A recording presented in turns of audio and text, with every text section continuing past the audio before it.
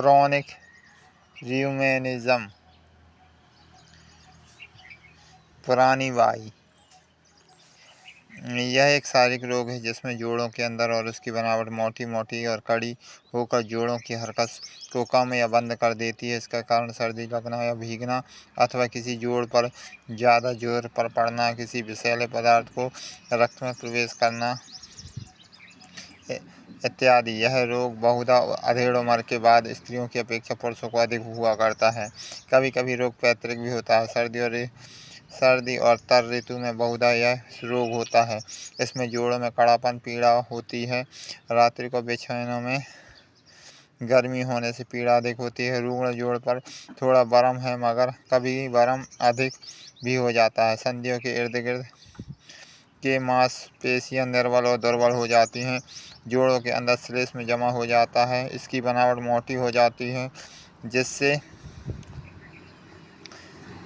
जिससे जोड़ फूटकर भद्दे हो जाते हैं। कभी कभी आपस में जुड़ जाते हैं।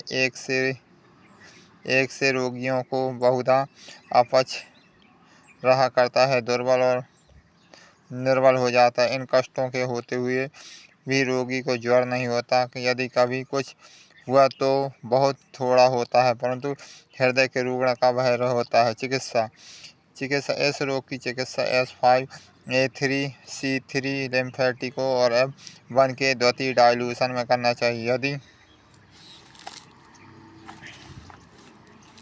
द्वितीय डाइल्यूशन में करना चाहिए।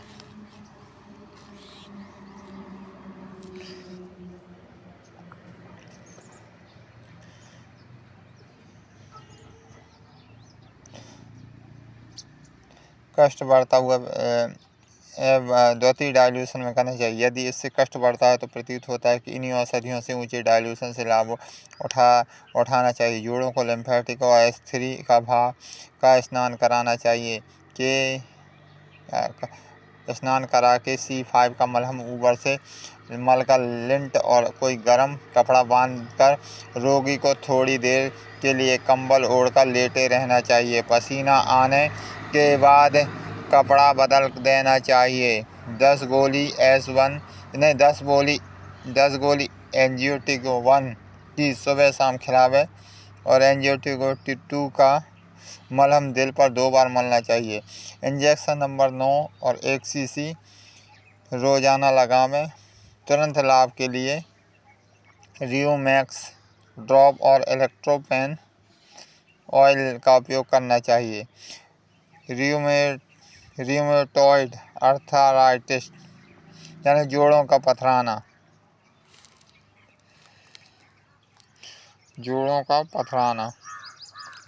का पथराना यह जोड़ों का एक जीर्ण ज्वर है। यह जोड़ों का एक जीर्ण रोग है जिसमें जोड़ों की कुर्रियाँ और श्लेष्मिक कलाएं खराब हो और बेकार हो जाती हैं।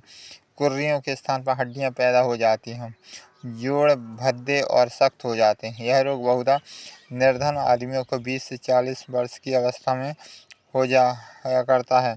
मर्दों की अपेक्षा स्त्रियां इस रोग में अधिक ग्रसित होती हैं। विशेषकर यह स्त्रियां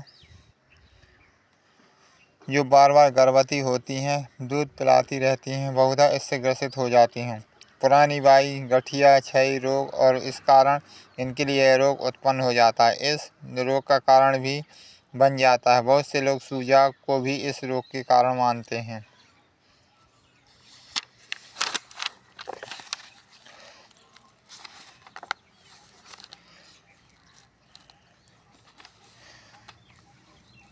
जब यह रोग बहुत तीव्र हो जाए तो बहुत से जोड़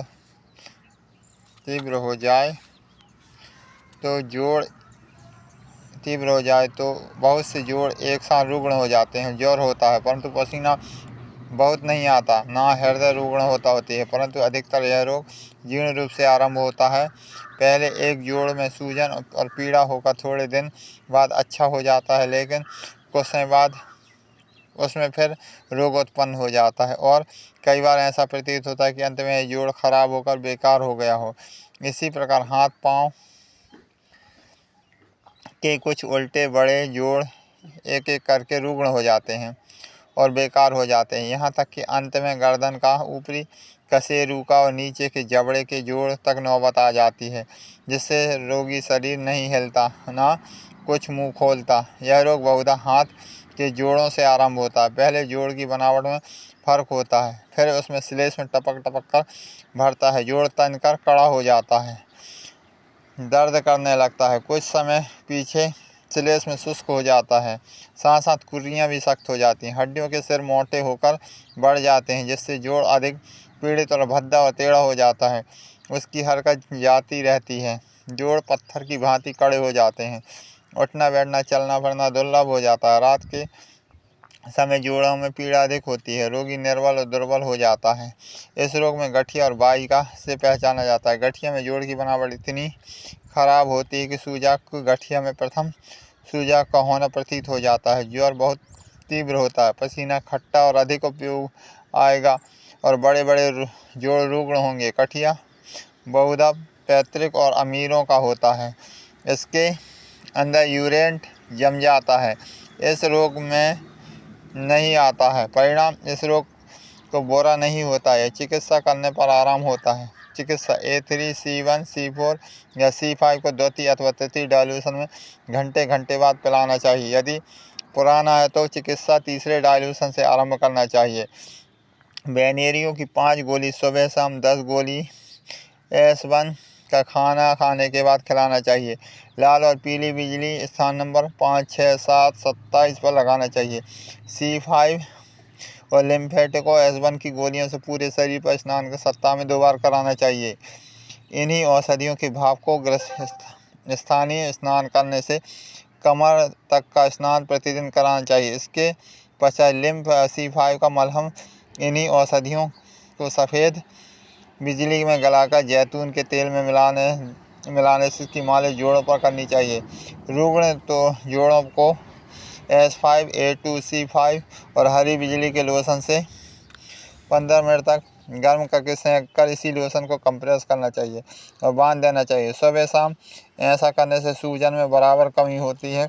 इंजेक्शन नंबर 13 1 cc रोजाना लगाना चाहिए और तुरंत लाभ के लिए रियोमैक्स ड्रॉप और इलेक्ट्रोपेन ऑयल का उपयोग करना चाहिए।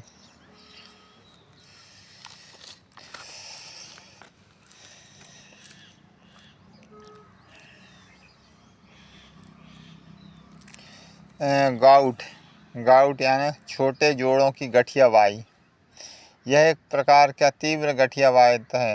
इस रोग से शरीर के रक्त के अंदर यूरिक एसिड अधिक मात्रा में रहता है। इसके साथ भ्रमण करता है और जोड़ों में जमकर इस रोग को उत्पन्न करता है। यह रोग सबसे पहले हाथ पांव और पांव के अंगूठे के जोड़े में हुआ करता था। इसके बाद को दूसरे जोड़ों में रोग ग्रसित हो जाता है। यह रोग बहुधा पैतृक होता है।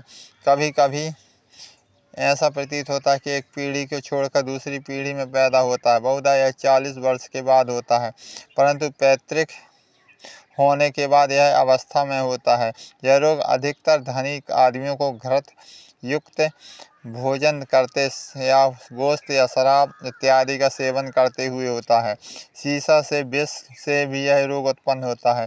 यह रोग तीव्रता के विचार से 2 प्रकार के होते हैं, एक ताज़ा और दूसरा पुराना, परंतु इसके 2 भेद होते हैं, एक सप्रेस्ड गाउट और दूसरा अंतरीय गठिया।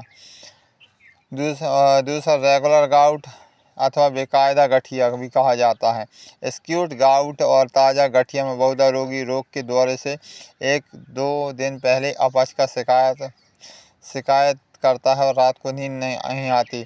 मिजाज चिड़चिड़ा हो जाता है, हृदय धड़कता है, कभी मस्तिष्क में पीड़ा और चक्कर आता है, हाथ पैर की उंगलियां खिंचती हैं और फड़कती हैं, उससे सरसराहट मालूम होती है। पेशाब कम और गाढ़ा हो या ज़्यादा और पतला होता है।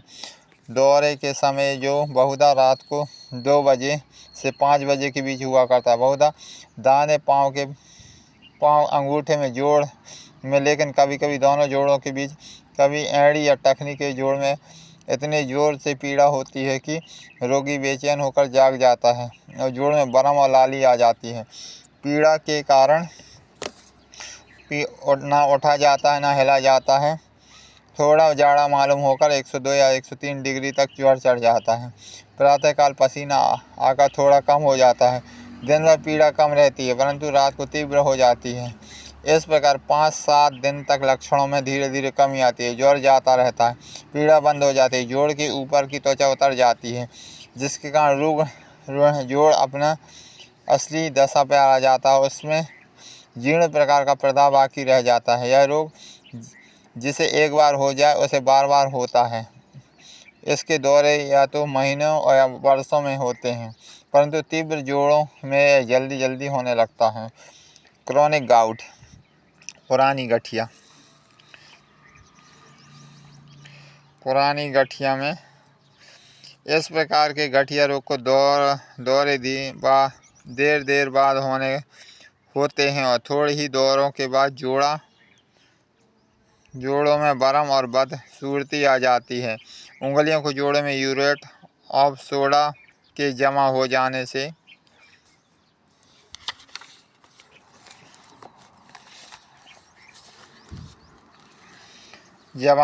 से बड़ी बड़ी गुठलियां और उभार बन जाते हैं।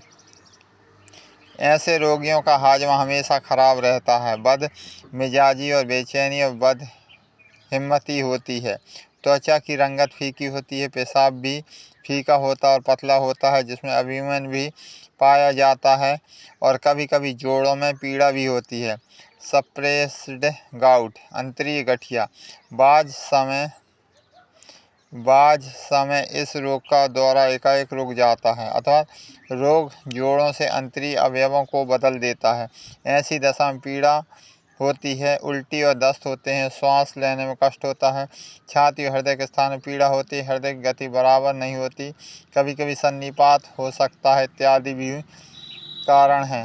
इनरेगुलर गाउट, बेकायदा गठिया, समस्त गठिया वाले कुटुंबों में कुछ विशेष गठिया वाले रोग उत्पन्न होते हैं और इन रोगों में बहुधा गठिया के परिणाम होते हैं जो निम्नलिखित हैं। वातज रोग, सिर पीड़ा, चक्कर आना, दीवानगी, मिर्गी, सकता, टांग का दर्द और भिन्न भिन्न प्रकार के स्थानों का लकवा।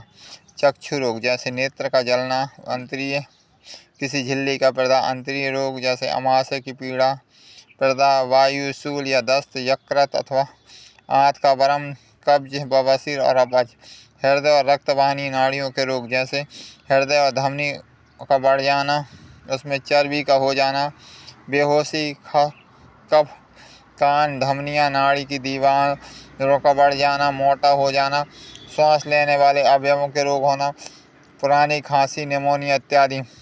गुर्दों और मूत्राशय के रोग जैसे गुर्दों में यूरेट ऑफ सोडा के जमा हो जाना, उसके कार्य और बनावट में खराबी आ जाती है, इसमें पेशाब में एल्ब्यूमिन आने लगता है, मूत्राशय का प्रदाह उसमें पथरी का पैदा हो जाता है।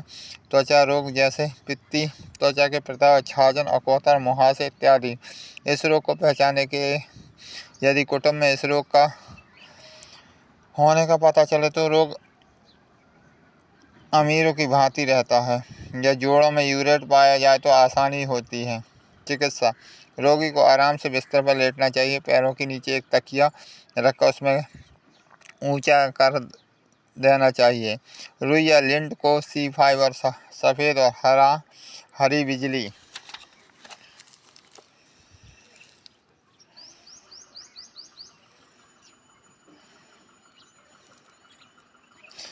बिजली के लोशन से भिगाकर पैरों पर लपेट देना चाहिए। उसके ऊपर ऑयल्ड सिल्क लगाकर आंच देना चाहिए। हर 4 घंटे बाद उसको बदलते रहना चाहिए। इस रोग का दौरा आरंभ होने पर A2 या 3 या C3 या 4 F1 के साथ द्वितीय या तृतीय डाइल्यूशन में 1-1 चम्मच आधे घंटे बाद पिलाना चाहिए। जीर्ण रोगों में इन औषधियों के ऊंचे डाइल्यूशन से काम लेना चाहिए। S1 की 10 गोलियां सुबह शाम सूखी अथवा खाना खाने के साथ खिलाना चाहिए। 10 गोली एस्टेन के भोजन के बाद और 10 गोलियां लिम्फेटिकों की सूखी सुबह शाम भोजन से पहले खिलाना चाहिए। F2 का मलहम और C5 का लोशन स्थान नंबर 24 पर, लिम्फेटिकों का मलहम जोड़ों पर और A2 या A3 का कंप्रेस हृदय पर लगाना चाहिए। लाल और पीली बिजली स्थान नंबर 5, 6, 7, 17 और 18 और रुग्ण जोड़ों के इर्द गिर्द लगाना चाहिए। 5 बूंदें सफ़ेद बिजली की 1 बार प्रतिदिन 1 चम्मच पानी में पिलाना चाहिए। लिम्फेटिको और C5 के स्नान आवश्यकतानुसार देना चाहिए। 20 गोलियां लैसिटिवो को शाम के खाने के बाद गर्म पानी के साथ निगल देना चाहिए। यदि रोग दब जाए तो इन्हीं औषधियों को अथवा S1 की तेज डाइल्यूशन या उससे भारी खुराकें खिलाकर उभारा जा सकता है। पुरानी गठिया में इन औषधियों को ऊंचे डाइल्यूशन में केवल A3 और C1 खिलाने से अच्छा लाभ होता है। C11 की 5 गोलियां हर घंटे पर खिलाना चाहिए। इंजेक्शन नंबर 9 या 10 1 सीसी आवश्यकतानुसार लगावे। जब कोई अंतरी इस रोग के कारण रुग्ण हो जाता है तो उसको ध्यान अवश्य रखना चाहिए। निम्न नियमानुसार इसकी औषधि भी उपरोक्त चिकित्सा पर मिलाते रहना चाहिए। इस रोगियों को दौरे के आरंभ में 24 घंटे तक सिवाय पानी के कुछ न कुछ खिलाना चाहिए। फिर गाय का ताज़ा दूध एक उबाल देकर शक्कर की बजाय ग्लूकोज मिलाकर देते रहना चाहिए। जब लक्षणों में कमी हो जाए तब हरी तरकारियां विशेष पालक का साग और मूंग का दाल इत्यादि मक्खन भी दे सकते हैं। आधा भुना हुआ या फेंटा हुआ अंडा और कभी कभी मुर्गी का गोश्त का पतला शोरबा भी दे सकते हैं। मिठाई, नमक, चाय, शराब, ताड़ी, गरम मसाला, आलू, विलायती बैगन, सिरका, अचार, चटनी, गोश्त की बोटी, कबाब और शोरबा से परहेज करना चाहिए। डायबिटीज़ व बहुमूत्र या मधुमूत्र यह वह रोग है जिसमें एक पेशाब अधिक मात्रा में आता हो। तो ये 2 प्रकार का होता है। पहला है डायबिटीज़ मेलिटस और ग्लूकोरिया अर्थात पेशाब या शक्कर का आना। डायबिटीज़ या इंस्पाइड या पॉलीयूरिया भी कहते हैं अर्थात पेशाब का बिना शक्कर के अधिक मात्रा में आना। प्रथम प्रकार के रोग में लगातार पेशाब में शक्कर आती रहती है, पेशाब अधिक मात्रा में होती है, रोगी का स्वास्थ्य बिगड़ जाता है। इसका कारण मीठे और मसालेदार भोजन की अधिक मात्रा में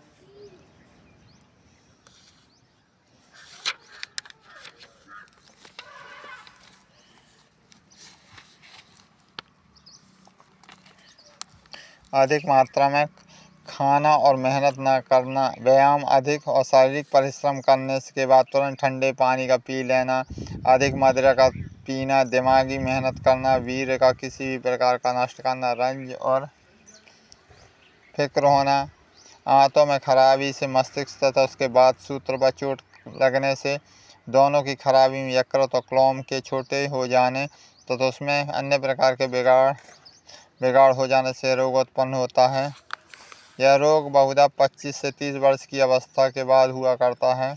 बचपन, जवानी, बहुधा अधेड़ उम्र में के बाद होता है। स्त्रियों की अपेक्षा बच्चों को यह रोग अधिक होता है। काले रंग वालों की अपेक्षा गोरे रंग वालों को अधिक होता है। कभी कभी यह रोग पैतृक भी होता है। यह रोग अपने लक्षण आरंभ में छुपाए हुए रहता है।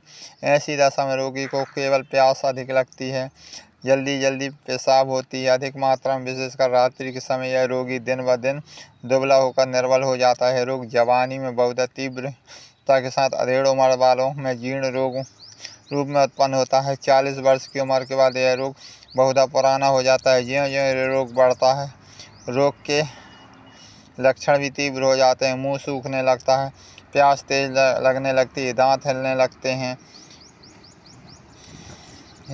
हैं और गिर जाते हैं, मसूड़े फूल जाते हैं, दर्द करते हैं, मुंह का स्वाद मीठा होता है, सांस लेने में भी एक प्रकार की मीठी बू आती है। कभी हाजमा खराब हो जाता है, खट्टी डकारें आती हैं, परंतु बहुधा हाजमा खराब नहीं होता बल्कि क्षुधा अधिक होती है और कभी कभी क्षुधा बहुत सुस्त होती है। फिर भी सिर में पीड़ा और चक्कर आता है, चिड़चिड़ा हो जाता है, त्वचा बहुत सूखी होती है, खुजलाने में भूसी उतरती है, त्वचा में धब्बे और झाइयाँ पड़ जाती हैं, कभी फोड़े फुंसियाँ निकल आते हैं, कभी एक्जिमा होता है, कभी यक्ौता होता शिकायत होती है। शरीर में गर्मी हो जाती है, हाथ पांव ठंडे परंतु हथेलियाँ गर्म होती हैं, दिल व नाड़ी इत्यादि में कोई भेद नहीं पड़ता, लेकिन कोमा अर्थात बेहोशी में नाड़ियाँ बहुत तेज हो जाती हैं। पेशाब में शक्कर की मात्रा 2-2.5% तक हो जाती है, परंतु किसी किसी समय 10 या 12% हो जाती है। रोगी दिन में 5 से 7 सेर या इससे अधिक पेशाब करता है, जिससे 10-25 औंस तक शक्कर निकलती है। पेशाब की रंगत फीकी शरबती या प्याज के रंग की तरह होती है। उसमें शक्कर की अधिकता के कारण इसका घनत्व 10 और 1030 से 1060 दर्जा तक हो जाती है, कभी कभी इससे भी अधिक होती है। यूरीमीटर पेशाब के यंत्र से नापा जाता है। रात में पेशाब की अपेक्षा दिन के पेशाब में अधिक शक्कर की तेजी से कभी कभी मूत्र प्रणाली में घाव हो जाता है। पुरुषों में स्त्री प्रसंग की शक्ति घट जाती है। स्त्री मासिक धर्म बंद हो जाता है। मोतियाबिंद होकर दृष्टि कम हो जाती है। अंत में क्षय रोग, फुफ्फुस वृद्धा और कमजोरी और दस्त और बेहोशी में रोगी अंतिम दशा को प्राप्त होता है। इस रोग को पहचानने के लिए निम्नलिखित 5 लक्षण विशेष हैं: पेशाब का अधिक मात्रा में आना, पेशाब में शक्कर आना, प्यास अधिक लगना।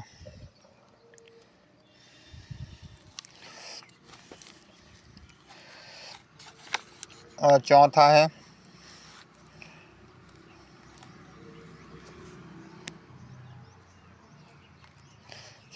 भूख अधिक लगना, शरीर का दुबला और निर्बल हो जाना, आरंभ में शक्कर की मात्रा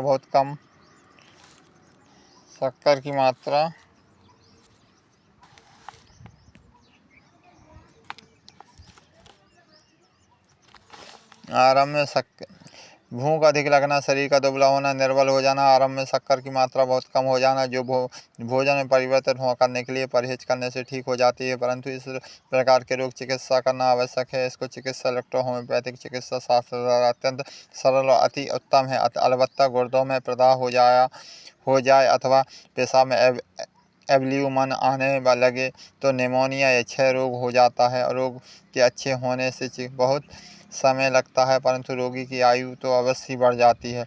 चिकित्सा S1 या S6 या C1 या C6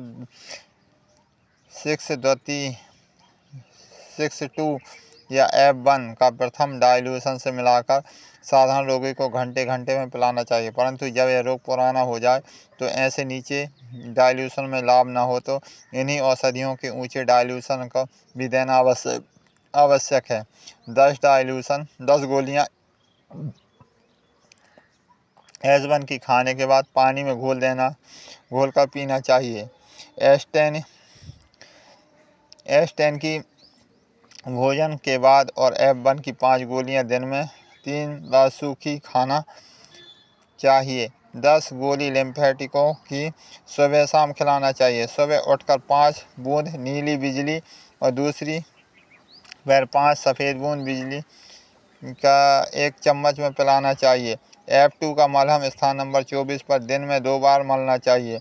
लाल और पीली बिजली, नीली बिजली और हरी बिजली रक्त प्रकृति वालों में स्थान नंबर 17-18 और रीढ़ पर, और पीली बिजली सफ़ेद बिजली गुर्दों और पेट के पर सुबह शाम लगाना चाहिए। जीर्ण रोगों में 30 गोली हर एक औषधि अर्थात C5, S5 और A2 को मिलाकर सप्ताह में 1 या 2 बार रोगी को स्नान कराना चाहिए। इंजेक्शन नंबर 14 1 cc रोजाना लगावें।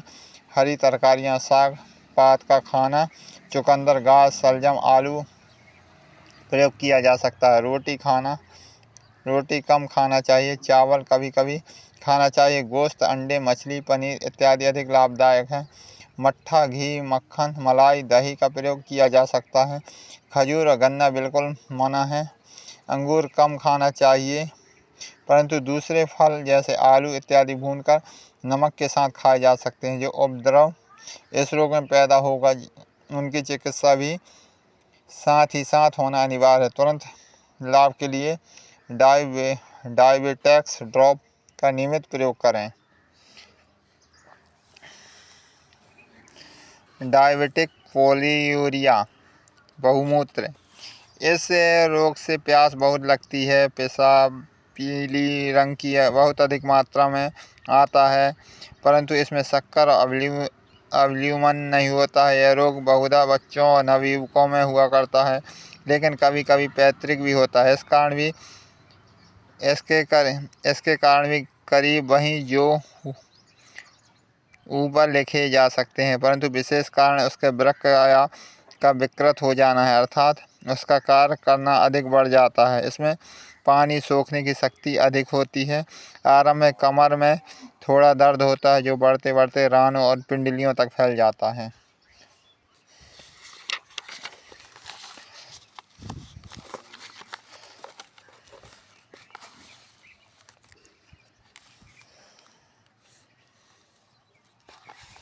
पिंडलियों तक फैल जाता है। पेशाब जल्दी जल्दी अधिक होती है, मामूली से 5 या 10 गुना हो जाता है।